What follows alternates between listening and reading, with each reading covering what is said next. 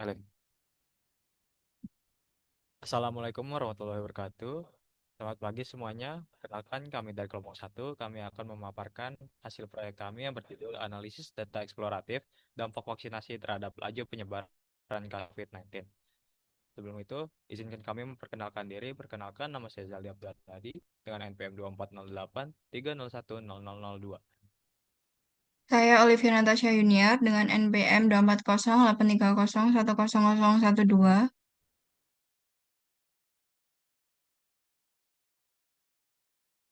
Perkenalkan nama saya Prajono Pinesti Subiarto dengan NPM 24083010060. Perkenalkan nama saya Erik Saputra Rifki dengan NPM 24083010069. Perkenalkan nama saya Muhammad Radiansyah Pratama Putra dengan NPM 24083010108. Perkenalkan, saya Alisha Kansa Devianti dengan NPM 24083010123. Baik, selanjutnya terkait hal-hal yang akan dipaparkan akan dijelaskan oleh rekan saya. Kepada rekan saya dipersilakan.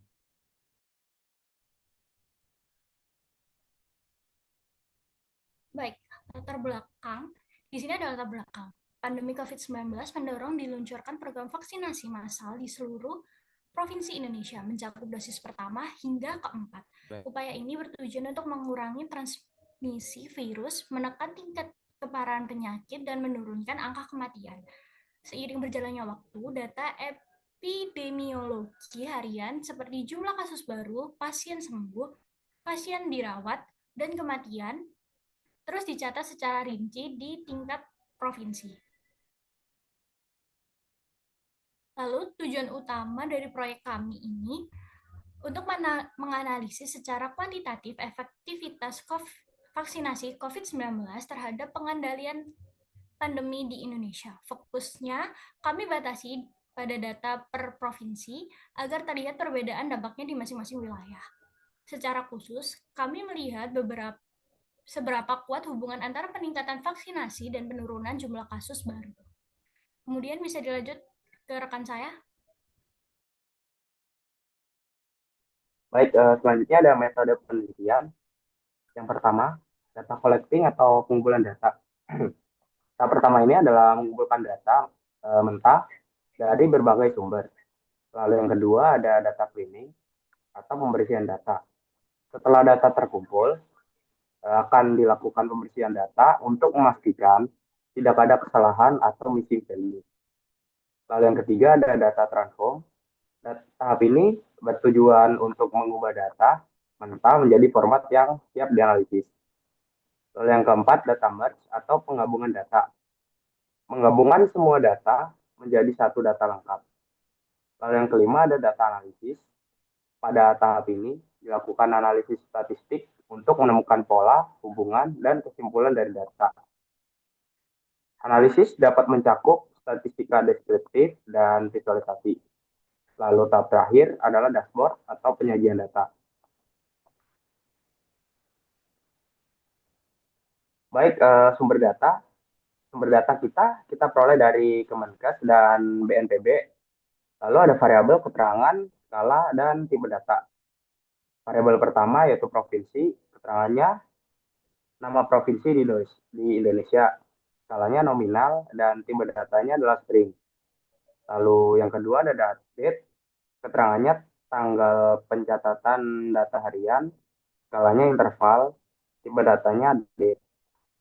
Lalu yang ketiga ada vaksin 1, jumlah penerima vaksin dosis 1, skalanya rasio, tipe datanya integer, dan lain-lain.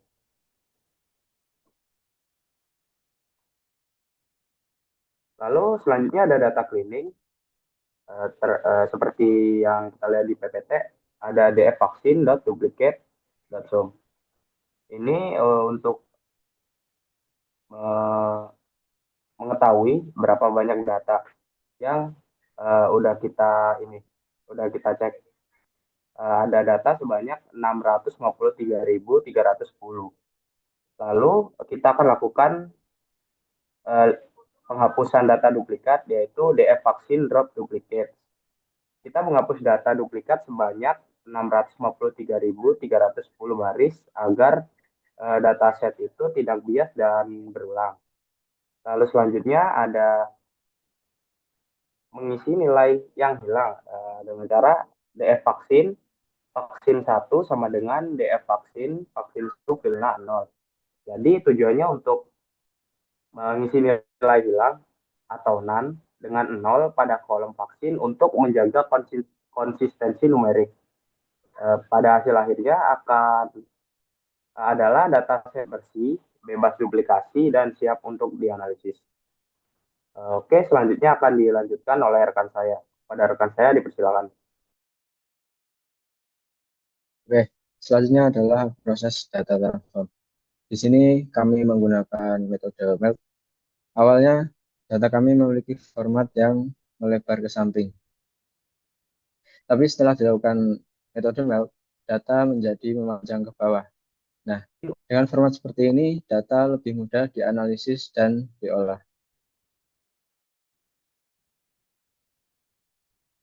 Proses transformasi juga dilakukan dengan mengubah nama bulan bahasa Indonesia dengan format datetime Python. Lalu, kolom tanggal juga diformat ke tipe data datetime. Kami juga membersihkan nilai numerik pada kolom vaksin agar bisa dihitung secara akurat, serta nama kolom seperti provinsi dan tanggal diganti agar lebih mudah dibaca dan dianalisis nantinya. Tahap berikutnya adalah data merging. Awalnya, setiap dataset berisi data untuk satu jenis vaksin, seperti vaksin 1, vaksin 2, vaksin 3, dan vaksin 4. Lalu, kami menggabungkan dengan dataset semuanya menjadi satu dataset yang utuh.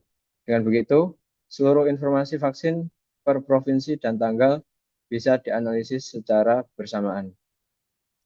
Selanjutnya akan dijelaskan oleh rekan saya. Pada rekan saya dipersilakan. Oke, kita masuk ke hasil dan pembahasan, yaitu yang pertama ada analisis tren vaksinasi COVID-19.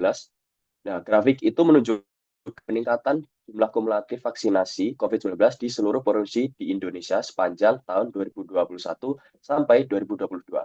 Nah, secara umum, semua provinsi itu mengalami tren kenaikan yang signifikan, menandakan keberhasilan program vaksinasi nasional.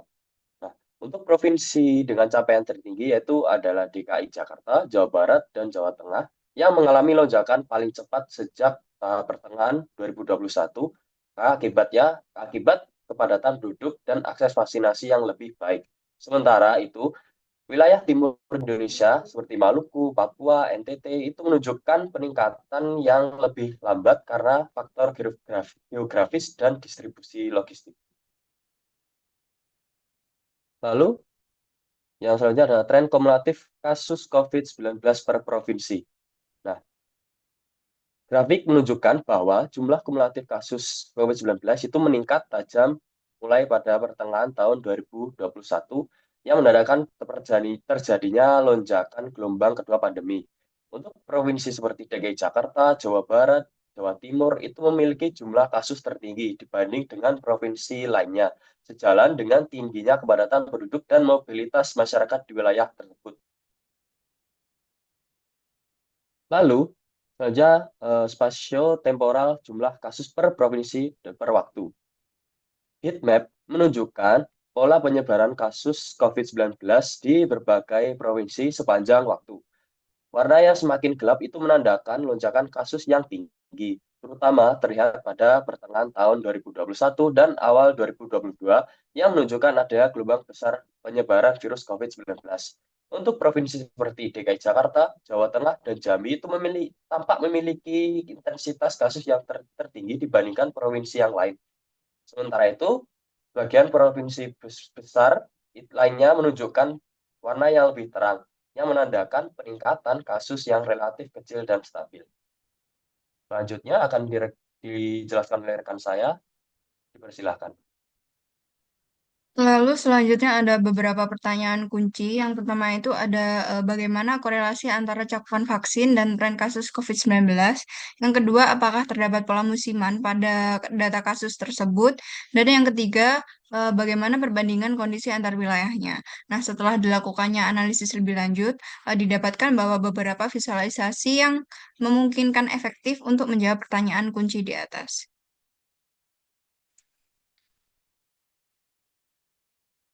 Eh, Lalu visualisasi yang pertama itu ada visualisasi line chart yang dimana line chart menampilkan jumlah kasus harian dan jumlah kasus vaksinasi harian. Pada grafik di atas dapat dilihat bahwa peningkatan cakupan vaksin cukup signifikan yang diikuti oleh penurunan tren kasus yang positif dan pola tersebut menunjukkan adanya hubungan negatif antara vaksinasi dan kasus yang aktif. Eh, Lalu ada stacked atau area chart yang dimana area chart menampilkan komposisi vaksinasi berdasarkan dosis 1 sampai dengan dosis keempat yang setiap waktunya. Grafik tersebut memperlihatkan peningkatan cakupan vaksin secara kumulatif yang dapat mengidentifikasi kapan lonjakan terbesar itu muncul. Nah, selain itu, grafik ini juga memperlihatkan kontribusi yang relatif setiap dosis terhadap vaksinasi nasionalnya.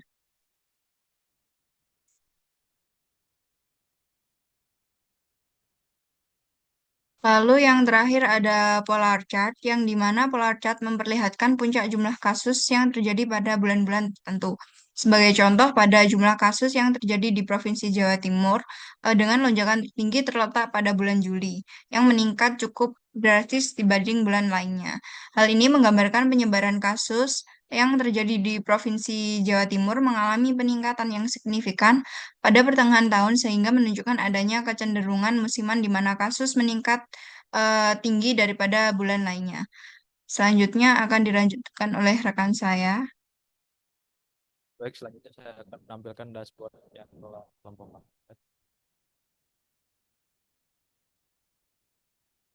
Jadi dapat dilihat bahwa dashboard ini menampilkan pemantauan terkait vaksinasi dan jumlah kasus COVID-19 di Indonesia, di mana dashboard ini dibangun melalui teknologi yang bernama DAS, di mana DAS ini dibangun di atas Plotly dan Flash, sehingga memungkinkan kita membuat tag HTML di bahasa pemrograman Python. Dapat dilihat di sini terdapat chart yang berisi total vaksinasi, total kasus, total sembuh, dan lain-lain. Selanjutnya ada visualisasi yang menampilkan terkait data untuk memudahkan kita memahami data yang terdistribusi. Di sini juga ada beberapa filtering, antara lain ada filtering jenis vaksin pada tren vaksinasi per dosis, di mana ketika kita menentukan filteringnya, maka visualisasi atau chartnya itu akan berubah sesuai dengan filter yang telah ditentukan. Selanjutnya ada analisis temporal kasus, di mana terdapat filtering juga ketika kita memilih menggeser slider ini, kita dapat melihat hasil dari visualisasi yang ditampilkan itu sesuai dengan filter jumlah provinsi yang kita tentukan. Next, ada visualisasi mengenai analisis komprehensif, di mana kita bisa menganalisis secara komprehensif berbagai visualisasi dan insight beserta tabel KPI berdasarkan filter yang telah kita buat. Di sini kita coba, misal kita pilih Provinsi Aceh untuk dianalisis. Sehingga pada dashboard itu ditampilkan pola kasus di Aceh, tren vaksinasi di Aceh, distribusi jenis vaksin di Provinsi Aceh, beserta ringkasan KPI dan insight dinamis yang sesuai dengan karakteristik provinsi tersebut.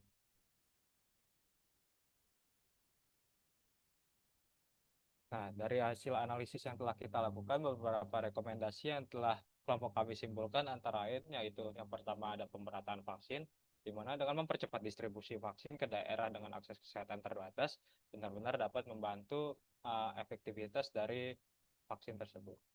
Selanjutnya ada percepatan dosis booster, di mana dorongan partisipasi masyarakat untuk vaksin dosis ketiga dan keempat sangat efektif untuk menurunkan angka kasus COVID-19. Dan yang terakhir itu berupa kebijakan adaptif, di mana dengan menerapkan strategi pengendalian yang baik sesuai karakteristik wilayah, mampu membantu pemerintah dalam menangani kasus-kasus sehingga kasus COVID-19 ini dapat segera terhindarkan. Mungkin sekian presentasi dari kelompok kami. Terima kasih.